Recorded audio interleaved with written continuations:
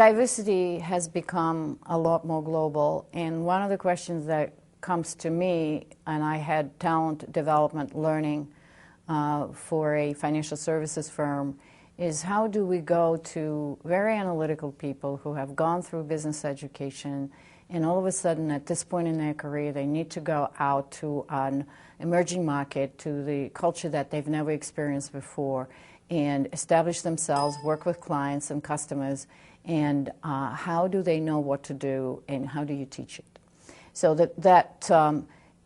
fortunately, there are some really interesting approach that I found very helpful, and that is applying some analytical tools to looking at cultures as a whole, and then creating a taxonomy of cultures and understanding them as a whole based on a few dimensions that are really critical in the framework you built around what my culture is all about and how is it different from the culture I'm going into.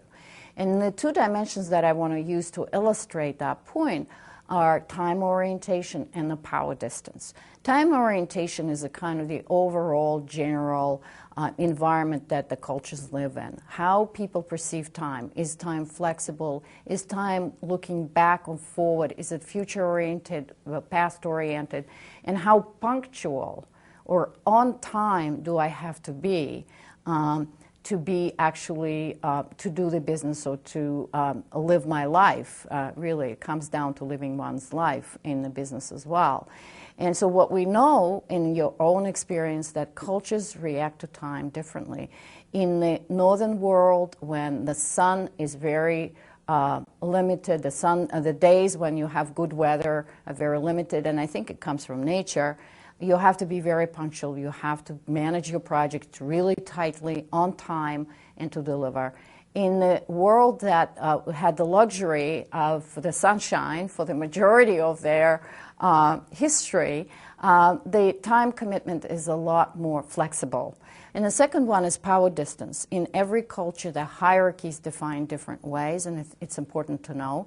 In the Nordic cultures and more meritocratic cultures, it's very easy for an employee to write a letter to the CEO with a new innovation proposal. When you go to the Asian world, where the environment is much more structured, for example, you see a longer power distance. And that distance shows up in the meetings that people run, in who they invite to the functions, etc., and how the whole world is structured around who is in charge and who is not in charge. As we know, in some cultures, there's a very strict protocol around who is at the table in the negotiations, for example, and who's speaking, who is not speaking. So that's one of the examples of how we teach culture. And at the end of the day, what's important about teaching culture is making people realize that their view of the world, their dimensions of culture are also specific to their own environment. And what is most exciting for me to see when I teach culture is that people finally realize what they are culturally in comparison to the rest of the world. So I would like to encourage you to explore those dimensions and apply them to yourselves in the business you are doing, and I guarantee a very exciting journey.